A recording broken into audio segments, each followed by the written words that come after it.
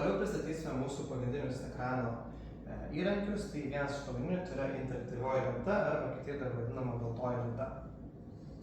Tai pradžioje pradėsiu nuo visų rašymo įrankių. Tai apačioje turime visą juostą, kur yra visi skirti rašymo įrankiai. Tai pirmą turime pieštuko pasirinkimą, galime pasirinkti spalvas, kurias norime rašyti, ir pieštuko storumą. Ir tada galime keisti spalvas, pieštuko storumą ir rašyti tai, ką mums reikia. Sekantis įrankis tai yra markeris, tai jis lygiai taip pat kaip pieštukas yra galimybė pasirinkti tiek spalvas, tiek markerio storumą.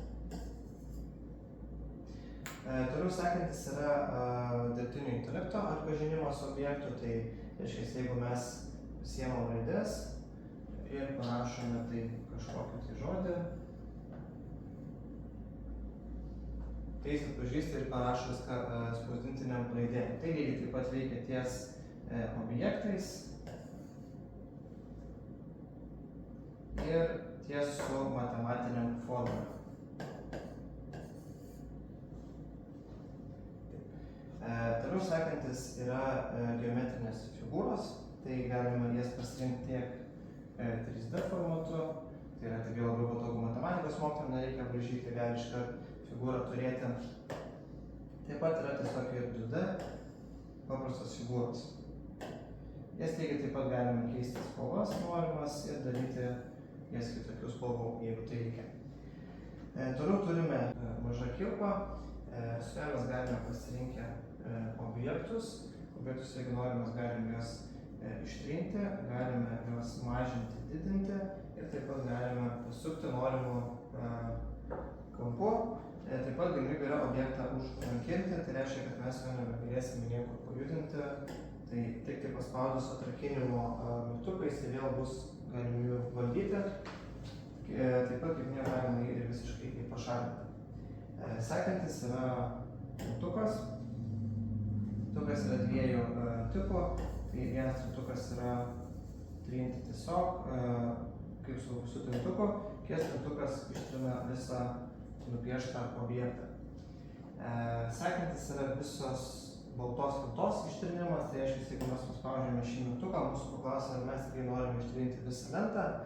Ir jeigu mes norime paspaudžiame išvalyti ir viskas, kas buvo lentoj, yra ištrinama. Toliau yra grįžimo mygtukai, tai jį paspaudus atgal mes galime sugrįžti tai, kas buvo prieš tai. Tai kaip matėte, dabar ištryniau aš visą mūsų baltą lentą. Jeigu tai tarkim netyčia padariau, šio mygtuko paspaudimu aš galiu sugrįžti į visą prieš tai pieštą eigą. Ir taip pat galima į priekį pereiti.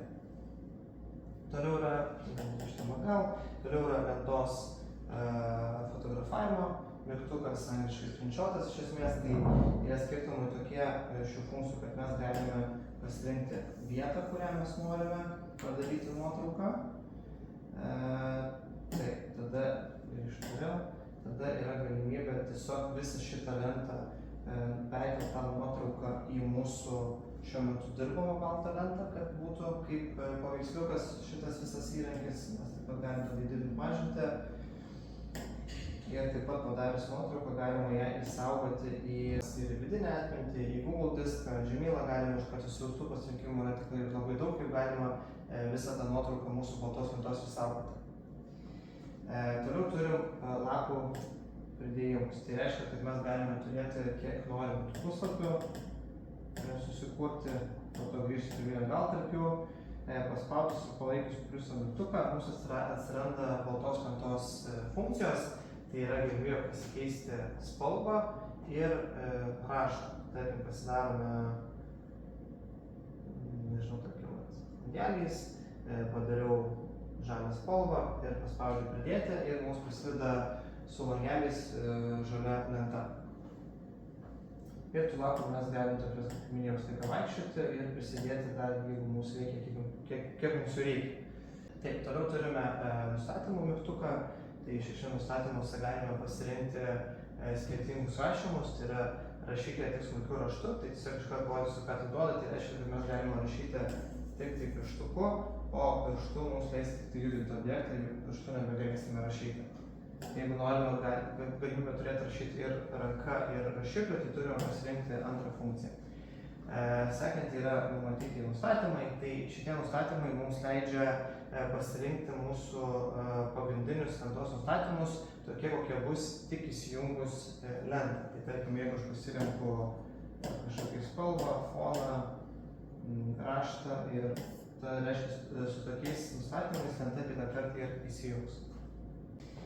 Toliau mes turime mygtuką, kurį vis iš eilės ir praeisiu visus funkcionalumus. Tai pirma yra pridėti mygtukas, tai galime pridėti visokius tai dokumentus, vaizdus ir video. Tai kaip pavyzdys, paspaudus mygtuką vaizdas, kas yra mūsų vidinėje atmintyje, mes galime tą vaizdą tiesiog iškart prisidėti į mūsų baltą lentą.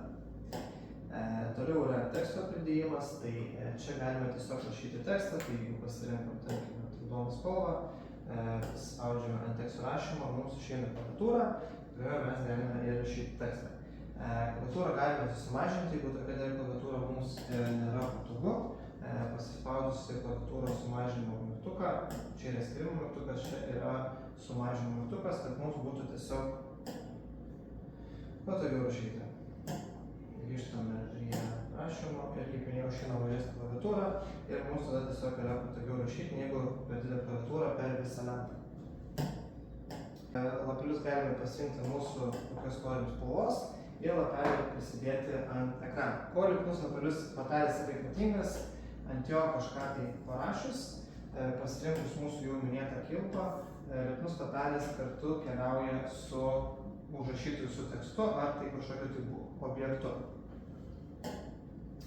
Taip, toliau yra galimybė įsikelti tiek dokumentus PDF formatu, ieškoti vaizdų internete, vaizdo įrašų, tai kaip pavyzdį parodysiu YouTube vaizdo įrašą.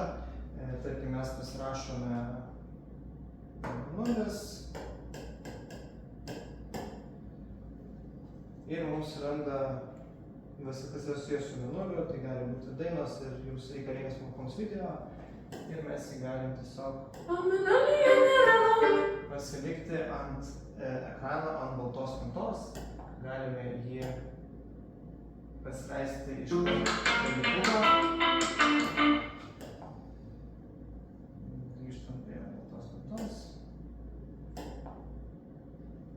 Ir jis gali likti mūsų baltoje lentoje arba galime, jeigu norim, po tai uždaryti. Taip pat yra galimybė įsikelti tiek video, tiek audio įrašus iš vidinės ekrano atminties. Toliau yra įrankiai, tai yra liniuotės. Liniuotės galime pasirinkti kokią mūsų patogu, tai kaip sakyti, yra populiariausias matematikų naudojamos liniuotės.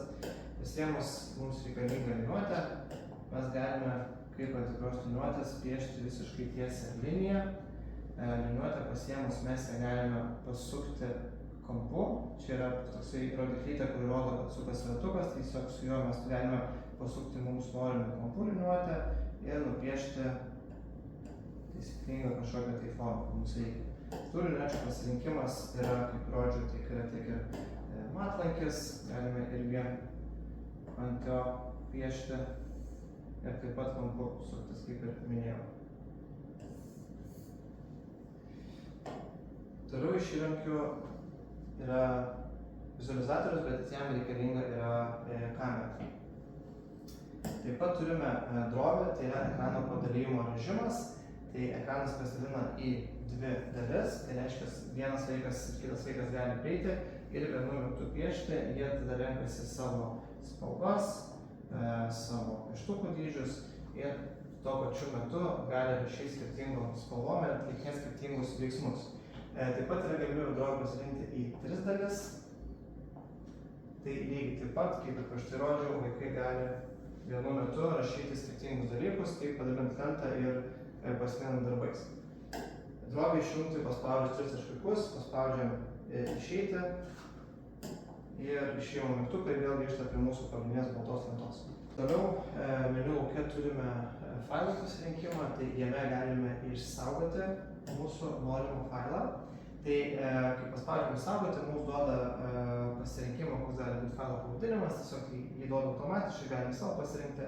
Tada jeigu rašyti puslapius, tai galime pasirinkti visus puslapius išsaugoti arba galime pasirinkti, kurį puslapį būtent mes norime išsaugoti. Kadangi čia šiuo metu yra vienas puslapis, tai tą vieną puslapį tik ir duoda.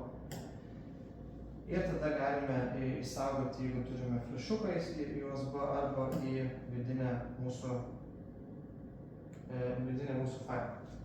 Toliau turime galimybę išsaugoti kaip, tai yra labai panašus mygtukas kaip išsaugoti. Tiesiog jis yra reikalingas, kad jeigu mes jau failą, kurį buvom išsaugoję ir norim dar papildomą failą išsaugoti, tai paspaudžiu išsaugoti kaip, mums vėl leis pasirinkti išsaugoti kaip naują failą. Ir galim pasirinkti vietoj, kur mes norime išsaugoti, tarkim whiteboard, ir naudoti šią aplanką.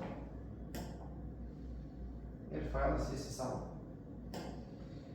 Toliau turim Export to Cloud, tai čia yra galimybė eksportuoti į mūsų debesį, tai gali Google debesis ar kito gamintojo.